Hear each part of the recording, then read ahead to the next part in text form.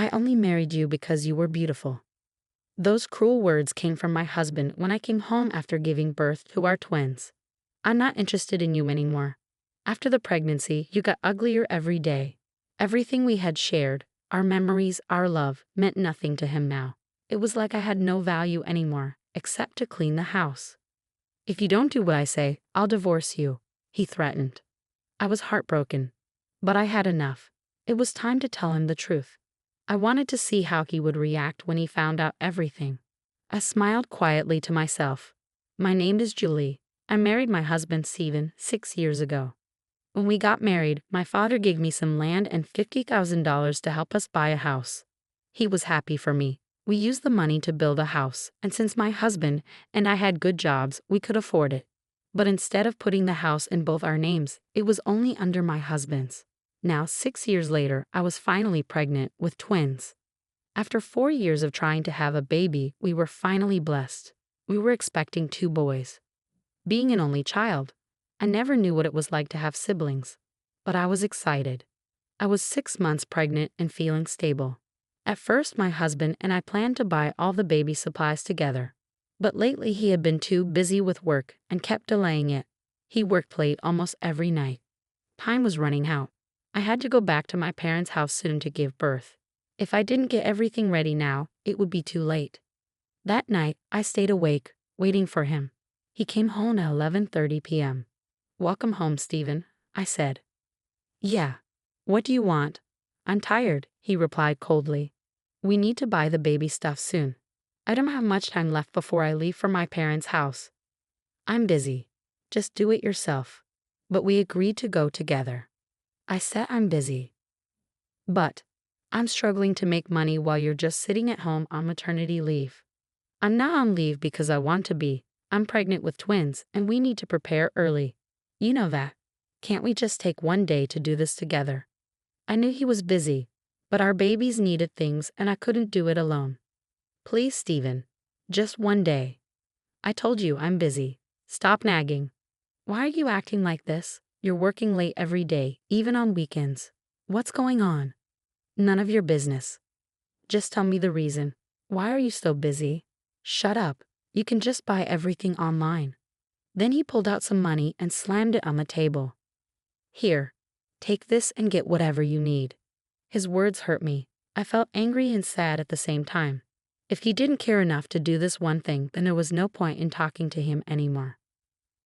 I gave up asking Stephen to go shopping with me and asked my mom instead. A month later, the day came for me to go back to my hometown. My husband was at work. When I first got pregnant, he used to drive me whenever I visited my parents. But this time, he said he was too busy. I had no choice but to ask my dad to pick me up. On the way home, my dad spoke, sounding a little angry. "Stephen was supposed to drive you, wasn't he?" I didn't know what to say. "I heard he's been busy with work. Your mom told me you went shopping for baby stuff with her. Weren't you supposed to do that with Stephen?" "I told you, he's busy." "Even if he's busy, he should have at least made time for that." I asked him many times, but he kept saying he didn't have time. "I see." Dad looked like he wanted to say more. But I didn't want to talk about Stephen anymore. I stared out the window. He must have understood because he stayed quiet for the rest of the drive.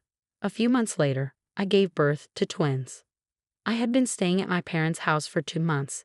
Today was the day I would return to my husband with our children. I should have been happy, but instead, I felt uneasy. Stephen never once came to visit me, not while I was pregnant, not after the twins were born, not even for a single day. I called him many times, but his answer was always the same. "I'm busy. I don't have time." I was beyond angry. My parents were furious too. They tried calling him several times, but he never responded. On the way back, my dad sighed and spoke again, this time with a little irritation. "If you go back and realize you can't live with him, call me. I'll come get you anytime." "Thank you, Dad. That means a lot. You're the one who chose him, so I want to believe he's not all bad. But his attitude is unacceptable. I'll have a talk with him when we get there." "Okay, but I don't know if he'll even be home." "I don't care. I'll wait until he gets back." "Thanks, Dad. Maybe if you talk to him, he'll change a little." With that small hope in my heart, I prepared to face my husband once more. I returned home with my father. It had been a month since I last came here. When I put my key in the lock, something felt off. It wouldn't go in all the way. I tried again and again, but the key wouldn't fit. The lights were on inside, so I knew my husband was home. I rang the doorbell. Then I heard a woman's voice. A moment later, the door opened and a woman I had never seen before stepped out. She looked confused and asked, "Excuse me, who are you?" I frowned. This is my house." She looked surprised. "What?" "My husband and I live here." She hesitated, then said, "My husband bought this house 2 months ago." 2 months ago? My voice rose in shock. Then, as if she suddenly remembered something, she gasped. "Oh, are you Stephen's wife?" "Yes." "How do you know him?" "My husband bought this house from Stephen. They worked together." "What do you mean he bought it?"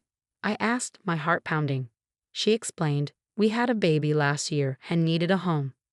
We were planning to build one, but Stephen offered us this house for a good price. We paid $50,000 up front, and the rest will be in installments. Of course, you already know this since you're his wife. I'm sorry if this is awkward." My father and I exchanged shocked looks. This was no accident. Something was seriously wrong. Mr. and Mrs. Patterson, the couple living in my house, kindly gave us time to figure things out.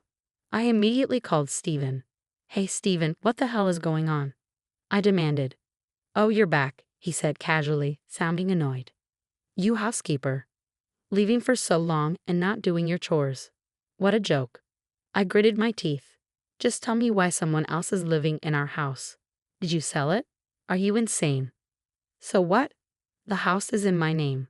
I can do whatever I want." "Huh?" My hands shook with anger. "Where even are you?" I demanded. "I'm at the Hilton with my girlfriend. Here, I'll send you a picture." A message popped up on my phone. It was a picture of Stephen, cuddled up with a young woman, looking like a happy couple. I stared at the screen, frozen. I couldn't believe what was happening. Then my husband hit me with a cruel truth. "Look, I only married you because you were pretty. But now, I don't care about you anymore. Ever since you got pregnant, you've just gotten uglier." "What? Are you serious?" "Yeah, that's why I started dating someone else. You got fat and bloated." He didn't even try to hide it. "Anyway, from now on, I'm going to live with her. And you're going to be my housekeeper." "Housekeeper? Are you joking?" "I'll send you my address. Hurry up and get here." He hung up and sent me the location of his hotel. I couldn't believe it. A deep rage burned inside me. I clenched my fists. Beside me, my father was trembling with anger, his face red with fury. Mrs. Patterson, the woman who now lived in my house, looked at us curiously. I turned to her and asked, "Is your husband home?" "Yes, he is," she said. "I'd like to speak with him. Could you call him, please?" "Sure, one moment." When Mr. Patterson arrived, I showed him the photos my husband had sent me. Then I told him everything. His reaction was immediate, shock, then rage. Stephen's girlfriend was his coworker. Mr. Patterson was furious. "I can't forgive him," he said. His wife agreed. As parents, they couldn't accept what Stephen had done. Just as I was about to call Stephen again, my phone rang. It was him. I took a deep breath and answered. "What?" he yelled. "Hey, are you gonna keep me waiting forever? Eat over here and make us dinner." I spoke calmly. "I'm not going to be your housekeeper." "What?" "In fact, I'm offering you a job to be my housekeeper. If you don't like it, I'll divorce you." "You don't know anything." "What?" "You heard me. Actually, I do know something," I said. "The Pattersons are suing you." "What?" His tone changed immediately. He sounded nervous. "Suing? Why?" "Because you lied to them." "What are you talking about?" "I didn't lie. I sold them the house at a discount." "Yeah, you sold the house.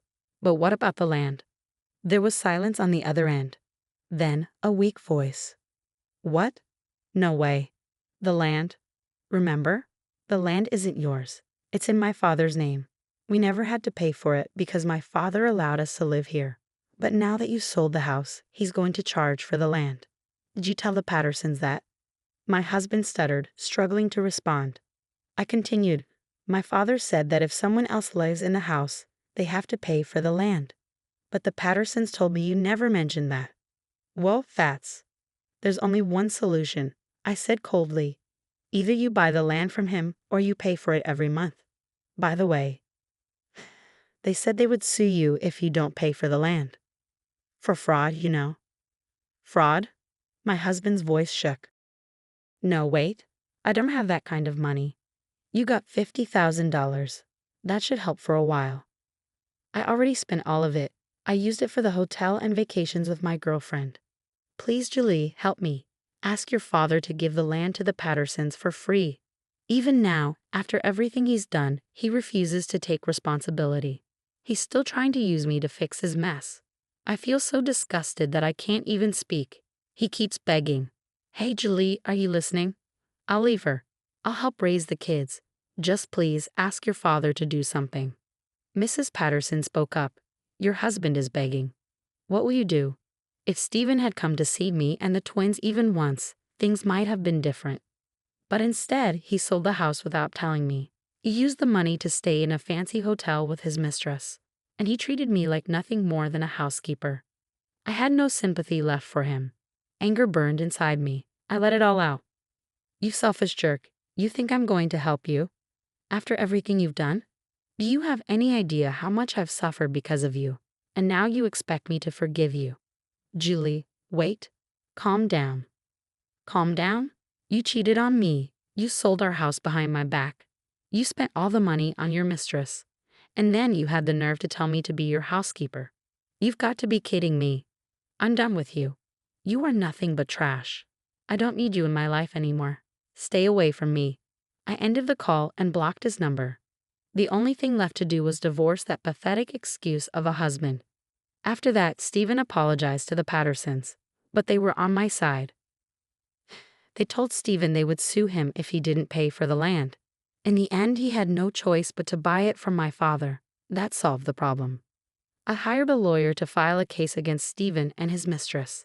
I demanded alimony and child support from him. Of course, he had to leave the Hilton.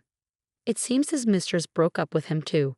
Mr. Patterson told everyone at work about Stephen's affair. His mistress couldn't handle the shame and quit her job. Stephen lost the respect of everyone around him. He became completely alone. But he had so many payments to make that he couldn't afford to quit his job. For a long time, most of his income will go toward paying off his debts. He won't have the freedom he once had. As for me, I moved back to my parents' house. I explained everything to my company, and they let me work remotely. So I was able to start working again without any trouble. My children will grow up without their father, and at times that may be difficult. But I will give them all the love and care they need.